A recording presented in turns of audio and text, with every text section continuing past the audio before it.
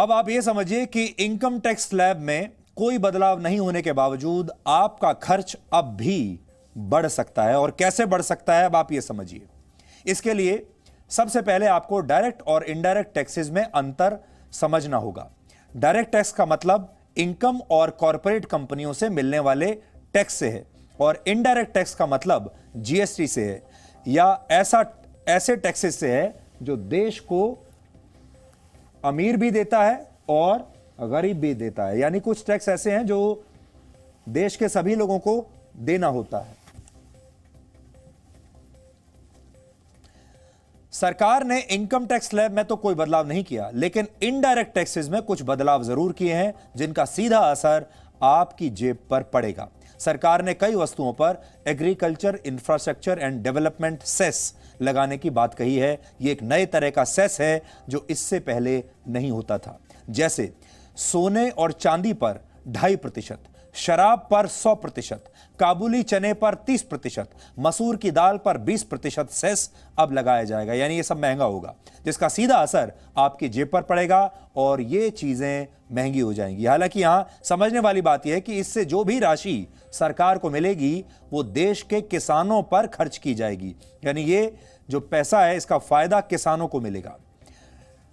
यहां पर एक बात आप सबको जरूर समझनी होगी। बहुत सारे लोग आपके मन में ये गलतफहमी पैदा करके रखते हैं कि इस देश में सिर्फ कुछ करोड़ लोग ही टैक्स देते हैं और बाकी की जो पूरी जनता है वो टैक्स नहीं देती। यानी वो लोग एक कहानी बनाकर आपके सामने प्रस्तुत करते हैं कि सिर्फ 5% लोग टैक्स देते हैं और 95% लोग तो टैक्स देते ही नहीं है। लेकिन यह बात सही नहीं है।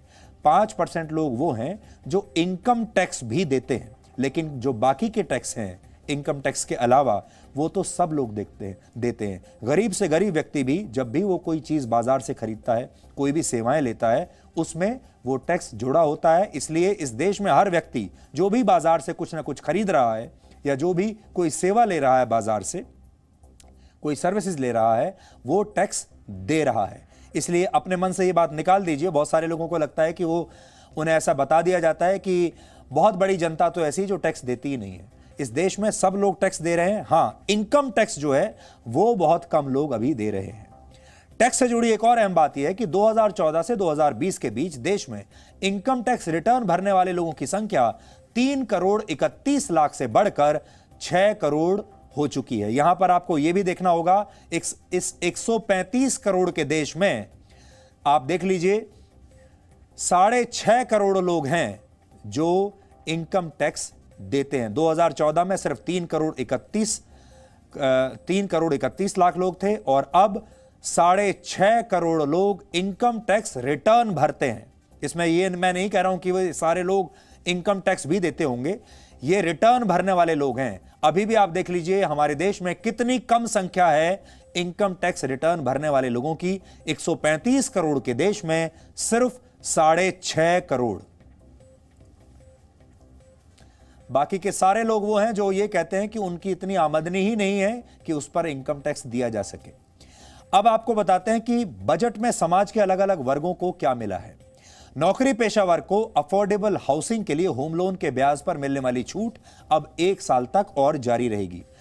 इसलिए अगर आपको होम लोन लेना है तो अभी ले लीजिए, लेकिन इनकम टैक्स में इस पर कोई छूट नहीं मिली है। और प्रोविडेंट फंड में 2.5 लाख से ज्यादा रुपए जमा करने वालों पर भी अब टैक्स लगेगा, यानी ये भी अब टैक्स के नेट में आ जाएंगे। युवा और छात्रों के लिए शिक्षा के क्षेत्र में अच्छी खबर है। देश में 100 नए सैनिक स्कूल खोले जाएंगे, 15,000 आदर्श स्कूल बनाए जाएंगे और 2022 तक स्टार्टअप्स को भी टैक्स में छूट दे दी गई है। हालांकि युवाओं के लिए नई नौकरियों के बारे में सरकार ने कोई स्पष्ट घोषणा नहीं की है। अब देश की 1 करोड़ महिलाओं को उज्ज्वला योजना के जरिए रसोई गैस का कनेक्शन मुफ्त में मिलेगा। कस्टम्स ड्यूटी में कमी के बाद महिलाओं की ज्वेलरी जो है वो सस्ती हो जाएगी, लेकिन दालें महंगी हो जाएंगी। तो यह भी एक अजीब सा विरोधाभास है।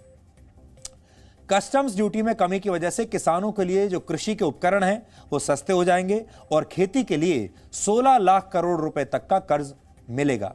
यह पहले से 10% ज्यादा है। हालांकि किसानों को प्रधानमंत्री किसान सम्मान निधि योजना के तहत मिलने वाले पैसे बढ़ाए नहीं गए हैं। अभी किसानों को हर साल 3 किश्तों में 6,000 रुपए मिलते हैं और 75 साल से ज्यादा उम्र के पेंशनर्स को, जिनको पेंशन मिलती है, आईटी रिटर्न भरने की अब जरूरत नहीं है। हालांकि बुजुर्गों को सिर्फ पेंशन पर यह छूट मिलेगी, बाकी की हर तरह की कमाई पर उन्हें टैक्स देना पड़ेगा। आज हमने बजट पर देश भर से अलग अलग वर्गों के लोगों की राय को समझा और इनकी बातों को भी आप आज ध्यान से सुनिए। Nothing has been changed. Tax slabs are same. जितना टैक्स पहले कट रहा था शायद उतना ही अभी कटेगा, इनफैक्ट ज़्यादा कटेगा। साल का एडिशनल टैक्स बेनिफिट दिया गया है for startup, which is a good step. जहाँ भी टैक्स पेयर जाता है वहाँ से एडिशनल टैक्स पे करना होता है। सपोज फर्नीचर में एडिशनल 18% हम एड ऑन पे कर रहे हैं, कहीं खाना खाने जा रहे हैं वहाँ टैक्स पे कर रहे हैं, तो डबल मार पड़ती है टैक्स पेयर्स को। डिजिटल माध्यम के लिए पूरी तरीके से मोबाइल जैसे चीज़ों पर डिपेंड करते हैं, तो कहीं ना कहीं उनकी पहुंच से यह दूर हो जाएगी। तो गवर्नमेंट को इस सब चीज़ों पर सोचना चाहिए। हर चीज़ महंगी होगी और उसका आम लोगों पर असर पड़ेगा। गृहिणी के ऊपर सबसे ज़्यादा है, महंगाई थोड़ी बढ़ेगी इससे। हमें तो नहीं पता कि कितना फर्क पड़ेगा, बट हाँ जो छोटे लोग हैं उनको जरूर फर्क पड़ेगा। बट अब देखने वाली चीज है कि आगे हमारे किचन में कितना इम्पैक्ट आता है इस चीज का। काफी लोगों की जॉब गई हुई है इस वजह से मुझे ऐसा लगता है कि सोना चांदी सस्ता करके या लेदर की चीजों को सस्ता करके, कपड़ों को सस्ता करके कुछ उपयोग नहीं है। उन्हें तो फूड के ऊपर ज्यादा ध्यान देना चाहिए था। अच्छी बात है कि अब जो सीनियर सिटीजन टैक्स भरेगा, रिटर्न फाइल मैंडेटरी नहीं है, तो उसको पेपर वर्क नहीं करना पड़ेगा, ऑनलाइन जाके रिटर्न फाइल नहीं करना पड़ेगा। गवर्नमेंट की तरफ से ये जो अनाउंसमेंट हुई है, इससे आम लोगों को, हमारे जैसे को जो रिटायर्ड हैं और पेंशनर्स हैं, उनको बहुत बड़ा रिलीफ मिलेगा।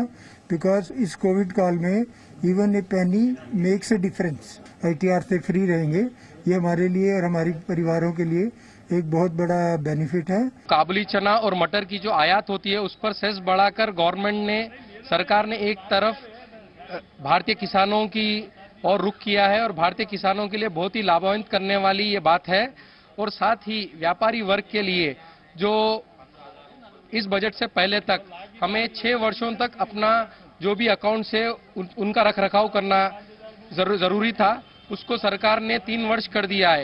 ये भी बहुत ही अच्छी बात है, ताकि डॉक्यूमेंटेशन